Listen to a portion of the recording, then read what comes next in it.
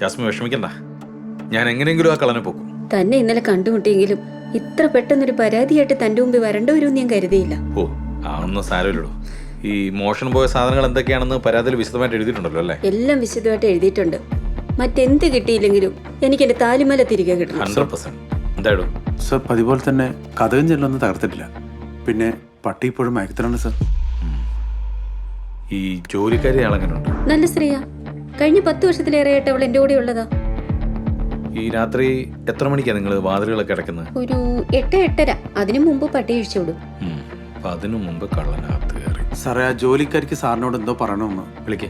Sir, ഇപ്പോഴത്തെ കാലത്ത് ആരും വിശ്വസിക്കാൻ പറ്റില്ല, അതുകൊണ്ടാ. ആ, വാ വാ വാ. നമസ്കാരം. നമസ്കാരം. എന്താ പറയാനുള്ളത്? സാറ്, ഞാൻ ഇന്നലെ രാത്രി പാത്രം കഴികൊണ്ടിരുന്നപ്പോഴേ പുറത്തൊരു ബക്കറ്റ് നീങ്ങണ പോലെ തോന്നി. ബക്കറ്റ് നീങ്ങുന്ന പോലെ? ആ, ഞാൻ വിചാരിച്ചു അത് വല്ല പട്ടിയും പൂച്ചയാണെന്ന്. പാത്രം കഴുകി വെച്ചിട്ട് ഞാൻ നോക്കാൻ വന്നപ്പോഴേ അതവിടെ കണ്ടില്ല സാറേ. തിരിച്ച് അകത്തേക്ക് കയറാൻ നേരം നോക്കിയപ്പോ ദേ ഇരിക്കുന്നു അടുക്കള അതിന്റെ അടുത്ത്. ഞാൻ എടുത്ത് നോക്കിയപ്പോ അതിന് 2 ഓട്ടയുണ്ടായിരുന്നു. അത് ഞങ്ങളുടെ ബക്കറ്റ് അല്ലായിരുന്നു സാറേ. പിന്നെ കാലത്ത് നോക്കിയപ്പോ അതവിടെ കാണാനുമില്ല. ആ, ഈ ബക്കറ്റ് കണ്ടത് ഏകദേശം ഒരു എത്ര മണിക്കായിരിക്കും? അത് ഒരു 8 മണി ഉണ്ടാവും സാറേ. ആ, 8 മണി. ബക്കറ്റിന് എന്ത് വലിപ്പമുണ്ടാവും? ഇത്ര ഉണ്ടാവും സാറേ. അത് സാരമില്ല. ഹംസ, ഇവിടെയുള്ള ബക്കറ്റൊക്കെ ഒന്ന് എടുത്തിട്ട് വന്നേ. ആ, നോക്കിയേ, ഇതിലേതിൻ്റെങ്കിലും ഒക്കെ വലിപ്പം ഉണ്ടായിരുന്നോ? ഇതിനേക്കാളും കുറച്ച് വലുതായിരുന്നു സാറേ. ഓ, അപ്പോൾ ഒരു 2, 2.5, 3 അടി വലിപ്പം വരും അല്ലേ?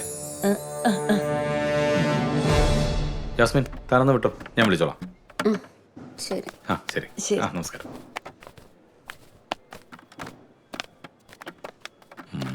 സാറേ, ഇതിന്റെ പിന്നിൽ അവൻ തന്നെയാ, ഉറപ്പാ. അതെനിക്കറിയാടൂ. ഈ ജാസ്മിൻ എൻ്റെ പഴയൊരു ക്ലാസ്മേറ്റാ. ഞാൻ എന്തെങ്കിലും ചെയ്തു എന്ന് അവളെ ഒന്ന് ബോധിപ്പിക്കണ്ടേ? അതിന് ഞാനൊരു നമ്പർ ഇട്ടാ.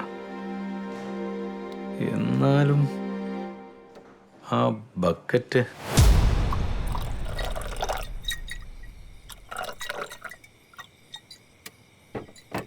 കഴിച്ചോടാ.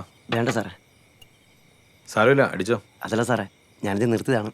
അതുമല്ല, സാറിനോട് ബഹുമാനക്കുറവാകും. അടിക്കലെടുത്തു. ഓ,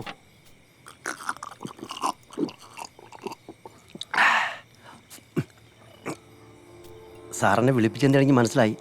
അവൻ മോശക്കാരനല്ല സാർ, പുലിയ. തമിഴ്നാട്ടിലെ തിരുട്ട് ഗ്രാമത്തിൽ നിന്ന് വന്നതെന്ന് തോന്നുന്നു. കൊല്ലാനും അടിക്കാത്ത കൂട്ടരാ. എടാ, നിനക്ക് എന്ത് വേണം ഞാൻ തരാം. ഇതെന്റെ അഭിമാനത്തിന്റെ പ്രശ്നമാണ്. അവനെ പൊക്കിയേ പറ്റൂ. നിനക്കാകുമ്പോ ഇതുപോലുള്ളവന്മാരെ കുറിച്ചൊക്കെ അറിയാൻ പറ്റുമല്ലോ. എന്റെ ഊഹം ശരിയാണെങ്കിൽ പൊക്കം കുറഞ്ഞൊരുത്തനാണ് ഇതിന്റെ പുറകില്. സാറ് ധൈര്യമായിട്ടിരി. പരുന്ത് കോഴിക്കുഞ്ഞ് റാഞ്ചും പോലെ ഞാൻ അവനെ പോക്കിയിട്ട് സാറിനെ മുന്നിൽ കൊണ്ടിട്ട് തരാം. പക്ഷെ കുറച്ച് ക്യാഷ് ചെലവ് വരും. എന്തിന്? കുറച്ച് പിറകെ കുപ്പി മേടിച്ചു കൊടുക്കാൻ വേണ്ടിയാ. ആ, നീ ഒരു കാര്യം ചെയ്യ്, നാളെ സ്റ്റേഷനിലോട്ട് വാ, ഞാനത് അറേഞ്ച് ചെയ്ത് തരാം. അല്ല, എനിക്ക് ഗൂഗിൾ പേ നമ്പർ ഉണ്ട്, സാർ അത് ഇട്ടുവന്നാൽ മതി. ആ, ശരി, ഇട്ട് തരാം. സാറേ, എന്താ? ഒരെണ്ണം എന്താ? ഒരു ചെറുത്. ആ, എടുത്തു. Okay sir. Thank you sir.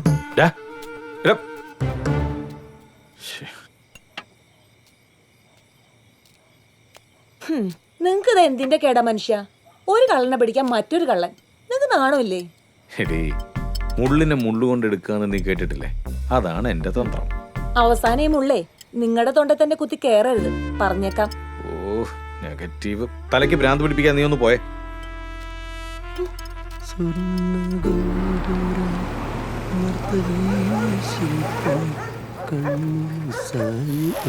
ഇവിടെ നോമര് വരാൻ സാധ്യതയില്ല, മൊത്തം പട്ടികള.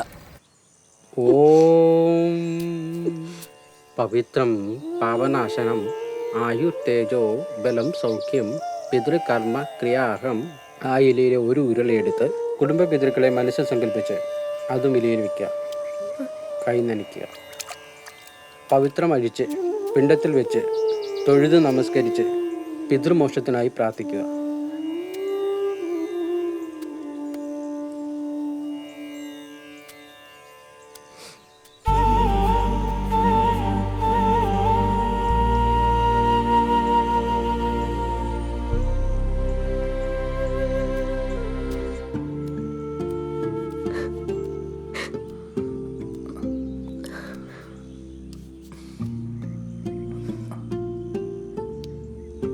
എന്തുവാടോ ഇത്? അമ്മയ്ക്ക് ധൈര്യം കൊടുക്കേണ്ട താനിങ്ങനെ തുടങ്ങിയാലോ? വർഷം ഒന്നായില്ലേ? യാഥാർത്ഥ്യങ്ങൾ നമ്മൾ അംഗീകരിച്ചല്ലേ പറ്റൂ. എനിക്ക് പറ്റുന്നില്ല ജിജു. അച്ഛൻ മരിച്ചൊന്നും എനിക്ക് ഇപ്പോഴും വിശ്വസിക്കാൻ കഴിയുന്നില്ല. വേറെ കറങ്ങാൻ പോകാതെ നേരെ വീട്ടിലേക്ക് പോയിക്കണം കേട്ടോ. അമ്മയോടെ കാത്തിരിപ്പുണ്ടേ. ഓ പിന്നെ ഇറങ്ങ.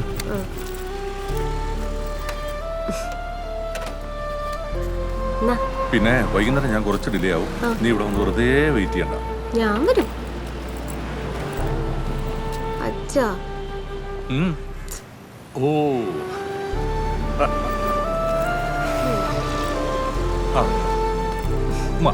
Okay bye. ബൈ. അച്ഛൻ്റെ ആത്മാവ് നിന്നെ കാണുന്നുണ്ടാവും. നീ വിഷമിക്കുന്നത് ശ്രീധരേട്ടന് സഹിക്കാൻ കഴിയില്ല. നീ ഒന്ന് എഴുന്നേറ്റ് വാ, എന്നിട്ടൊന്ന് മുഖമൊക്കെ കഴിയിട്ട് വാ. അതെ, നമുക്ക് പോവാം. ഇന്ന് റിഹേഴ്സൽ ഉള്ളതാ, എല്ലാവരും എത്തിക്കാണും. നീ പോയിക്കോ, ഞാൻ വന്നോളാം. അത് വേണ്ട, മോനെ അവളെയും കൂടെ കൊണ്ടുപോയിക്കോ. അല്ലെങ്കിൽ ഇന്ന് മുഴുവൻ ഇവളിവിടെ ഇരുന്ന് കരയും. അതും കൂടെ കാണാനുള്ള ശേഷിയില്ല എനിക്ക്. മോന്റെ അമ്മയോട് ഒന്ന് ഇവിടെ വരെ വരാൻ പറയോ? പറയാം.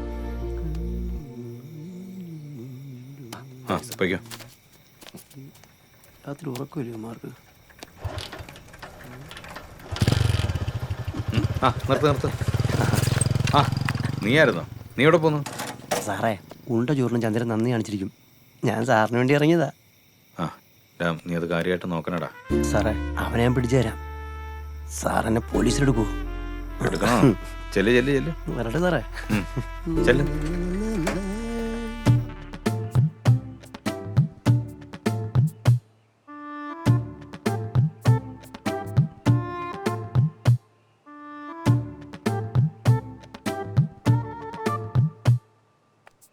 സണ്ണിച്ചൻ ഇതുവരെ റെഡിയായില്ലേ? കുർബാന അടങ്ങാൻ നേരമായി.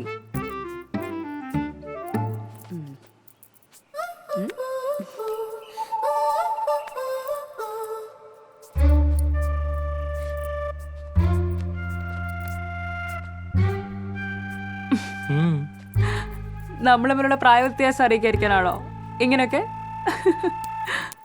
എത്ര നാളായി നിനക്ക് ഈ പ്രായ വ്യത്യാസം തോന്നി തുടങ്ങിയിട്ട്?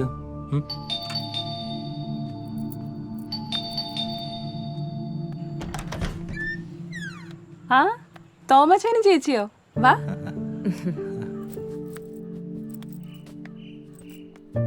സണ്ണി ഇല്ലേ? ഉണ്ട്. ഞങ്ങള് പള്ളിയിലേക്ക് പോയിറങ്ങുമായിരുന്നു. ഇരിക്കെ. കുടിക്കാൻ ചായയോ കാപ്പിയോ എന്തെടുക്കണ്ടേ? ഇപ്പൊ ഒന്നും വേണ്ട.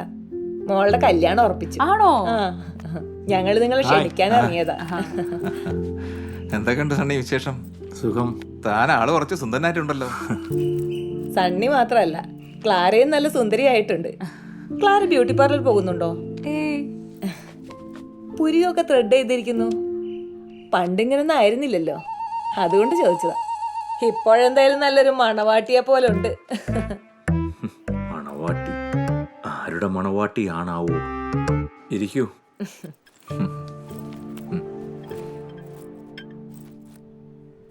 ചായ കുടിക്കേ. എന്നാ ജാൻസിയുടെ കല്യാണം? വരുന്ന 17-നാ.